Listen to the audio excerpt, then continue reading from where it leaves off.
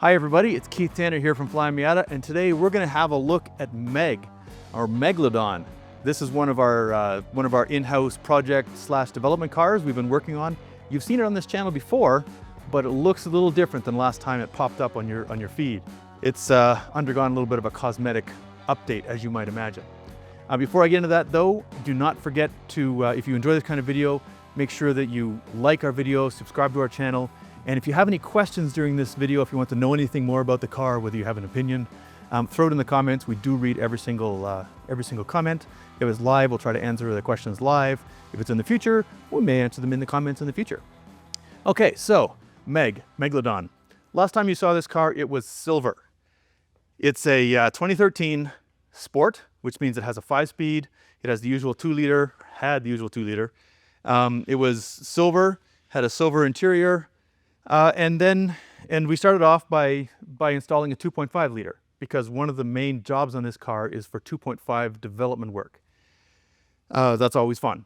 But we also wanted to make sure that the car would get people's attention. We thought we'd have a little bit of fun with it. And because, hey, if you've got the chance to build a cool Miata, you build a cool Miata. So this is what we built. I'll start with the obvious stuff on the outside first because it's kind of hard to ignore. The car is wrapped in 3M Cosmic blue, great color. We've used that on one of our other cars in the past as well. We looked at doing a custom wrap, but because this is an R&D car and it's likely we're going to have to change some things around, modify things, we wanted a color we could easily duplicate and rewrap if necessary. So we went with an off-the-shelf Cosmic blue, and it pops like crazy. This thing in the sunshine is unbelievable. And we'll start at the front here. We also added some carbon Miata flares, fender flares, to give us an extra couple inches of width because, hey, it looks awesome. These things already come from the factory with big flares to start with, so why not make them bigger? Lean into it. We also modified the flares with a cut. Normally they're one piece, but we did add this cut so we could take off the bumper. This is a development car. We do take them apart, so we needed to be able to take it apart. We designed and built a little fastener in the back there that we screw together that keeps it together, keeps it from wobbling. So it's one piece right now, but we unscrew that, undo the various things, we can pop the nose off. Because we had the nose off about 4 or 5 times just while it was on the lift for this work. And the obvious one, CCP Fabrications Fastback. Looks fantastic, sets the car apart. Everyone always says that they've wanted a Miata coupe, and well, here you go. There was the Miata coupe back in 1996. There was a show car, 95, 96, the M coupe. There were the very limited edition NB coupes that were available in the late NB run. Mazda never did an NC coupe, but here you go, NC coupe. It's a good fastback. We were quite impressed with how it fit. It went on pretty easily. CCP was great to work with. They got this to us, and lots of times we could get it ready for our summer camp for its reveal. And aerodynamically, it's actually a good piece because it follows good practices in the way it narrows down as it comes through the back here. It has a higher trunk to make sure that we don't have too sharp an angle. We don't have any flow separation off the back window. So aerodynamically, it's actually a solid piece. It's not just for looks. But, I mean, come on, look at this thing. How awesome is that? So we'll keep going with some of the aesthetic changes. The car is sitting on our Fox suspension. It's got our Fox Stage 2 setup, which allows us to set the ride height where we want it to go. So we were able to fine tune the stance a little bit. This is a car that we have to drive on the track, on the street, so we didn't just slam it to the ground. This is a usable all-around height. There are some people here who would like to see it lower, but they're never happy until you're laying frame, so what are you going to do? The wheels are our Kogeki wheels. These are exclusive to Flyin Miata. This particular fitment is a 17x9 with a +48 offset, and we have added spacers to fill out the flares. It has 25 millimeters of spacer on the front, it has 30 millimeters of spacer on the back, and it's wearing a 255/40/17 tire. I'm giving you all this information because someone will invariably ask. People always want to know, but that's how we got the fitment we did. Now, we don't actually make a 17x9 version of this wheel anymore. They were discontinued due to sales. I will get back to what's going to happen with the wheels in a bit. Let's keep walking around. We updated the headlights a little bit. Basically got rid of some of the chrome inside. That's just a matter of taking them apart, doing some spray paint work, putting them back together. Mike here in town in-house did that. Cleans up the look a little bit. Put our own special custom badge on it, of course. Because you've got all that real estate, why not use it? on this side of the car, we're running white wheels because white wheels look awesome. And those of you who think the white looks better than the gunmetal, please email Travis. He wants to hear it. Travis and I have a disagreement on this. The main reason we did this is we didn't actually have a set of 4 17x9s left over. We don't make them anymore. So these were taken from our own stash of various wheels that have undergone various calamities. So we had 2 white ones and we had 2 gunmetals. So we did this. But I think it looks awesome. I'm a big fan of white wheels. What are you going to do? It's running our big brake kit on it as well. You can see the calipers in there, but this is something that gets a lot of attention. We did modify the taillights a little bit to make them look more like a proper NA taillight. And I will get into what we did there. No, we won't be selling them, but I'll tell you what was done so you can copy it at home. And as you can see, it's got our Flyin Miata dual exhaust on it. That is the bulk of the outside. I mean, what really grabs your attention is the flares, the wheels, and the fastback. And I got to say that everyone has really come to like this car. It's a gorgeous thing. We're still fine-tuning some stuff on the fastback. One little rattle, I think I got it last time I was playing with the car. Anytime you're dealing with something this big, something this extreme, it's going to take a bit of time to get it dialed in. This is fastback serial number 6. I know that CCP has made a lot of fastbacks for the NAs and MBs, but they haven't made very many for the NC yet. So let's see more of them. Go buy them. Put them on the cars. We want to see what they look like. I'll show you the inside as well. So the interior hasn't changed much. It came to us with these silver seats, which I've got to say, I was not super impressed with when the whole car was silver. It was a lot of silver. But when we wrapped the car blue, they work better than I thought. The steering wheel is an upcoming Flyin Miata product. This is the first prototype. We spent a lot of time with the manufacturer nailing down how we wanted the wheel to feel, the size, the contouring, the shapes, the thumb grips, that sort of thing. So this is our own design of wheel based on years of playing around with Momos. We brought in a whole bunch of wheels from different applications, different sources, and decided on the fitment, decided on the materials, the stitching, color, that sort of thing. We expect those to be available before Black Friday. Takes a little while to get the first production shipment in, but these have been signed off. It's just a matter of getting them produced and on the way. We'll have them for NBs, NCs, and NDs, and we will be giving you more information on those as time goes. We also have one of our new Cobb shift knobs in there, just because they feel really good. We have a short and a long version. That is the long version in there. Yeah, it's a really, really nice feeling shift knob. Cobb did a nice job. And one last thing I'm going to point out, and that is we also have, because this is a development car, we need instrumentation. We have a Banks iDash in here, and it is in our own exclusive in-house design gauge pod that just sort of clamps onto the defroster vent there and gives you the ability to run a sort of standard 2-inch gauge without having to modify your interior, tear anything apart. It's a nice little piece. I think Kyle did most of the work on that one. He did a nice job on that. Okay, well, let's talk about the, make sure I got everything here. Yeah, let's talk about what's under hood, because that's what's interesting. Well, that's our justification for this car. As noted, it's a 2.5 swap. I think it's out of a Ford Fusion, but basically it's the bigger version of the 2-liter the car came from the factory.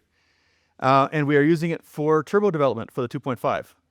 We did keep the 2.5 in mind as we developed the turbo kit, our NC turbo kit, in the first place. But this is the first time we've actually gone and built one to start doing calibration, that sort of thing. Generally speaking, the parts are almost a direct drop-in. About the only thing that is not quite perfect is the heater hose.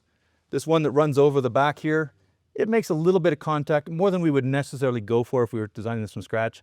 Honestly, it's quite acceptable, but that's the only thing that is not quite perfect with the fit. Otherwise, if you have one of our 2-liter turbo kits and you decide to install a 2.5, use a set of drop mounts so that the top of the engine's in the same place and everything basically bolts up. It's a very smooth conversion in that regard. The emission side of things, the calibration side of things, the reason we are doing this is so we have a car to take through certification. Because if we're going to develop a tune for this thing, it's got to be emissions legal. It will not be emissions legal for California, in large part because the 2.5 swap is not legal emissions in California. So we can't make it legal by putting a turbo on it. I wish we could. That'd be a great hack. But it will be hopefully legal in the other states. We are working with SEMA on their SEMA certification program that will basically show the EPA that yes, we are not modifying the emissions levels of the car That's a whole thing. We could talk to you for hours about emissions, about certifications, about the way that the way these engines were calibrated from the factory, Mazda's decisions in terms of what to certify them to and what they're really running at, that sort of thing. But basically, we are trying to get that SEMA certification. There are lots of questions about it. It's a relatively new program, and we are, I think, pushing it further than it's gone before. So that's great. But the end result will be, if we can get it certified, will be a single tune that is based on OE style tuning. Most calibrations, most tuning of ECUs are done by modifying a couple of fuel tables, modifying some of the settings on the car to make that car work well. We're going to base ours more on the OE style modification or tuning, where you base it on the math, base it on math correction factors. You set up basically a virtual version of the engine in the ECU, and then it adapts to anything else that changes. So if you change the exhaust, you don't have to get it retuned. If you change altitude, you don't have to get it retuned. If the sun goes behind a cloud, you don't have to get it retuned. We are still working on getting that dialed in, getting all of the calibrations where we want them to be. So that is the ultimate goal. The end result will be a good one if we can do it. If we cannot get it through the emissions side of things, we're probably not going to make the investment in the calibration, because we do try to stay on the legal side of the law, both currently and for in the future. So that's the way it works. We have not dynoed the engine yet, because it hasn't, the calibration is not in a point where we're comfortable with that. So I can't give you power numbers, but it should be quite enthusiastic at 12, 13 pounds, or 11 or 12 pounds of boost. Should be pretty strong. I mean, take our existing turbo kit and add 25%. That'll be burly. We are going to test this. This thing is running on the 2860 0.86 AR turbo right now, the larger of our two turbos. We're also going to try it with a 2871, because again, it's a 25% larger engine. We're going to try a larger turbo, see how it works. And the calibrations and the certification will be based on that. But first, we have to get it to a point where we can run it on the dyno, and we're not quite there yet. Do we have any questions over there yet? People like the white wheels? Yeah, Travis is standing right there. He says one person likes the white wheels. I'm happy to announce that our new wheels that are coming, we have some white ones coming finally. I can manage to convince guys to buy the white wheels, but there you go. So let's talk about the wheels. I'll talk about some of the future plans for this car, because we're not done. One of the things we're going to be doing is installing some of our new Evolver wheels. Now, you've seen these. They were on our channel last week. We've talked about them a little bit. It's a new 5-spoke design, very, very clean design. Yeah, it's got a bit of a throwback to it. I like it quite a lot. I'm quite happy with it. But they only come in a 17x8 for the NC, and the reason for that is, again, that's what the NC market has responded to. But this car needs a little bit more. So we're going to get a set of custom wheels made in a 17 by 9.5 with an offset that will allow us to run without spacers. So this is a 17 by 8, and that's the upcoming 9.5 that we're coming. They're going to be forged. They're going to be extremely expensive. It's unlikely we will bring them to market, but you never know. If it's popular enough, we may do a short production run. Let us know. Be prepared to open your wallets, because short run forged wheels, not cheap. But they're going to look amazing, aren't they? They are going to be in a bronze color. Not quite this bronze. I think it's a little bit darker. A little brighter? Okay. But slightly different bronze that we've used on some of our other forged wheels in the past. It's going to look fantastic. And now, the tail lights. This is something we got a lot of questions about when Flywheel Films did a feature on this car. These tail lights are a set of NC1 tail lights, which is, you know, the original NC. And if you remember back, that's when the Altezza was a thing, when there were lots of chrome in the taillights, lots of separate lenses. A little gaudy. I never liked it back in the day. I like it even less now. So we took a set of those apart. We painted the interior. All the interior chrome has been painted black. The proper Miata taillights, as in the NA Miata taillights, have the turn indicator on the outside and the brake light in the middle, unlike the NC taillights, which put the brake on the outside and the turn in the middle. So we added a lens on this that gave it the appropriate amber color. And then we took the lens that is on, this is the wrong light, this is the light that came off this car, but the NA, or so the NC original taillights have a separate piece there. We painted that red using some taillight tint, put in the appropriate color bulbs, and put it all back together again. There's also an LED ring back here that, this thing should have a battery in it. Give me a second. Do we have that? There we go. Just because it looks amazing. That is not an NA trick, but put an LED ring behind there that lights up. And that's actually something that's more or less in the NC3 like this car. So that was actually quite easy wiring. So if you want to do it at home, find someone with a laser cutter, get some amber acrylic, cut it, and do a little bit of painting and a little bit of wiring, and there you go. That easy. So I think the future plans for the car, we will be bringing this car to Miata's at the Gap. It will be there. It'll also be at Miata Reunion, so you can check it out in person. I mean, that's the whole reason it exists, is so you come and check it out. I mentioned the new wheels that are coming up. We were in a little bit of a rush to get some things finished. R&D ran a little long with this car, a little longer than we wanted, so we didn't get a chance to start working on things like the fastback install quite as early as we wanted to. So we're going to do a little more fine tuning on the fastback finish, on the fastback installation, get the window seals dialed in, that sort of thing. So that's our plan for that. And one other thing I'd like to do, I don't know if you can't really illustrate this, but the NC has a waterfall of plastic behind the seats. This whole thing back here. And the thing is, there's not really any structure between here and back where the top goes. In fact, we discovered when you install this fastback, you have to take out the soft top. You basically strip the entire back half of the car, and there's an enormous cavernous area back there, because that's where the PRHT goes. And all that plastic is just basically hiding nothing. So what I'd like to do is take all that out, maybe carpet the whole thing and make it more like a coupe, a 2+2, but open up that big area back there just because we can. I think it would look fantastic. The one downside is that the seat belts currently mount to these little fake roll bar things. So we had to put everything back in. But I think if we build ourselves a little crossbar that properly mounts the seat belts, then we can do all the rest of it, open that up. I think it's going to be a very, very cool thing. The piece of sheet metal that separates so we'll call it the top area from the trunk area is also just bolted in. So you could potentially open that up to the trunk, although that opens yourself up to some noise concerns, I'm sure, from noise coming through the trunk opening, etc. I don't know if we'll go that far, but there's some interesting stuff could be done there. I don't know. I'm sure somebody's done this. If you have, put links in the comments. I want to see what people have done, but I think there's a lot of potential there for opening up the back. One of the questions we got earlier as well was, does this top work with a PRHT? Check with CCP Fabrication, but I'm almost definitely sure the answer is going to be no, because we had to take out all of the soft top stuff. You can apparently theoretically leave the top in place, but you can't really use it anymore. So, I mean, why? But you have to remove quite a bit of trim, etc., to get the fastback in place. So here's an opinion question, because everyone always loves having opinions. We're talking about putting a headliner in the fastback. Do we go with something sort of color matching? We've got this blue padded headliner material. Or do we go with something more mundane like a black or maybe the silver? Is it too much blue putting that in? What do you think? Let us know. We're open for opinions. Okay, so I think that's about all I've got to say about this car today. Again, if you do have any questions or comments, throw them in the comments on the video. We'll do our best to answer them.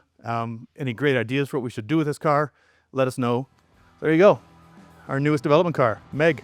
Looks a little different than it did last time. There will be more. The next transformation might not be quite so dramatic, but you'll definitely see changes to this car as it goes on, and we'll keep you up to date.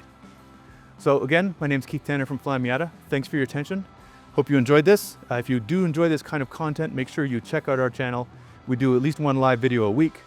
We do lots of other videos, instructions, all sorts of things. There's hundreds of videos on the channel, and they're all about Miatas. So there you go. What's not to love? Thanks for your time. We'll see you next time.